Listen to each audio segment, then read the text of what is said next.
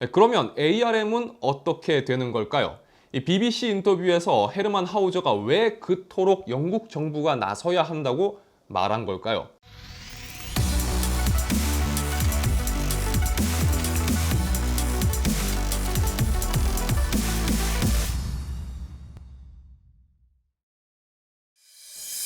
올라 아토입니다. 반갑습니다. 자, 오늘도 주요 IT 관련 소식 정리해서 전해드리도록 하겠습니다. 자, 먼저 최근 가장 핫한 소식 중 하나죠. 엔비디아의 ARM 인수설에 대한 추가 소식입니다.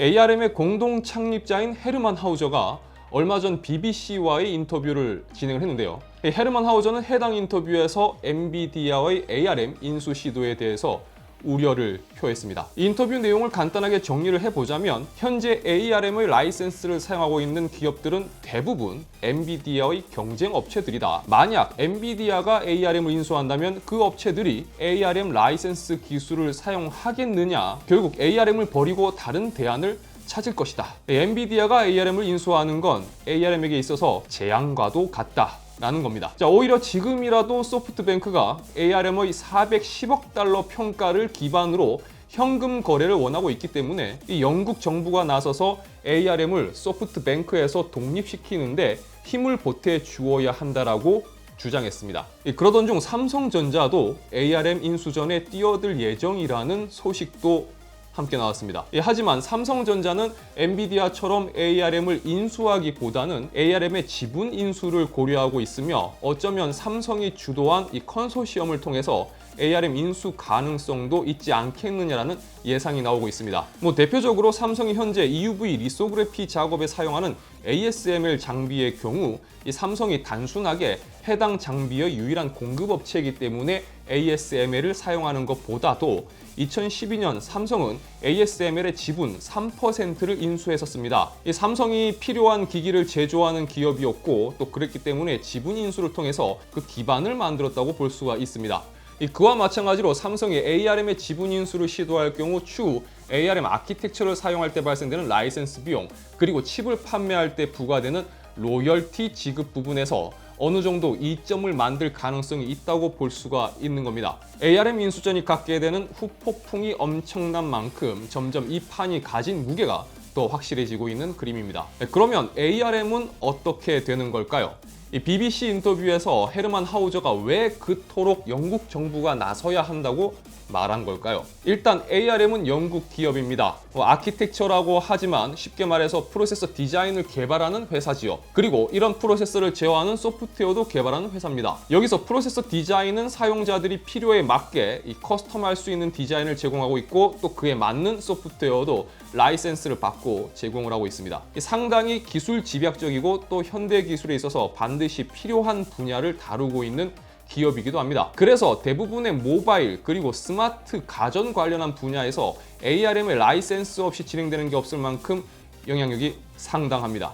그럼에도 불구하고 ARM은 영국이 브렉시트로 인해서 안팎으로 어수선했던 2016년 240억 파운드의 소프트뱅크에 넘어가게 됩니다. 240억 파운드라고 하면 감이 잘 안 오실 텐데요. 현재 환율로 계산하면 무려 37조 원에 가까운 금액입니다. 현재 소프트뱅크에서 제시하는 ARM의 판매가가 ARM의 평가 금액 410억 달러 이상을 보고 있다고 하면 대충 환율로 계산하면 48조 이상의 금액을 요청하고 있다고 볼 수가 있습니다. 어마어마한 금액이죠. ARM은 영국의 브렉시트 시기에 소프트뱅크에 팔립니다. 그리고 이 거래는 영국 정부의 지지를 받습니다. 당시 영국은 이 브렉시트 관련해 주식시장 및 환율 등 모든 정세가 불안할 때였는데요. 당시 영국의 필립 해먼드 신입 재무장관은 이례적으로 성명을 발표하며 국민투표 후 불과 3주 만에 이런 결정이 나온 것은 영국이 국제 투자자들에게 여전히 매력적이라는 뜻이다 라고 말했습니다. 결국 ARM은 모국으로부터 박수갈채를 받으며 팔려나갔습니다. 자, 그렇다면 헤르만 하우저는 단순하게 그때의 서운함이 남아있어서 이제는 정부가 나서줘야 한다 라고 주장을 한 걸까요? ARM이 소프트뱅크에 인수될 때 우선 독점 금지 관련해서 공정거래위원회로부터 승인을 받아야만 했습니다. 특정 기업이 한 기업에 종속될 때 시장의 균형을 무너뜨리거나 또 특정 기업이 독점성을 띠면 안 되기 때문이죠. 당시에 소프트뱅크는 ARM과 사업적인 부분에서 겹치는 부분이 거의 없었습니다. 그리고 소프트뱅크는 ARM을 소프트뱅크에 종속시키기보다는 ARM 그대로 중립성을 보장했습니다. 하지만 만약 엔비디아가 ARM을 인수한다면 헤르만 하우저가 말하는 걱정은 바로 그겁니다. 만약 엔비디아가 인수하게 된다면 ARM은 기존의 중립적인 연구 및 설계 기업이 아닌 엔비디아에 종속된 하나의 부서 역할을 하게 될 것이라는 거죠. 그리고 ARM의 주요 고객들은 결국 엔비디아의 주요 경쟁 상대들이기 때문에 결국 그들은 ARM을 원하지 않게 될 것이다라고 예상하고 있는 거죠. 자, 이 말은 엔비디아뿐만 아니라 그 어떤 반도체 관련 기업이 ARM을 인수해서는 안 된다는 내용으로도 해석이 될 수가 있습니다. 여러 가지 제약 조건이라든지 그리고 천문학적인 인수 금액도 엔비디아가 인수하는 것은 불가능하다라는 의견에 힘을 실어주는 이유 중에 하나로 나오고 있습니다. 어쩌면 또 다른 기업들의 인수전 참여 소식이 뒤이어 나올지도 모르겠습니다.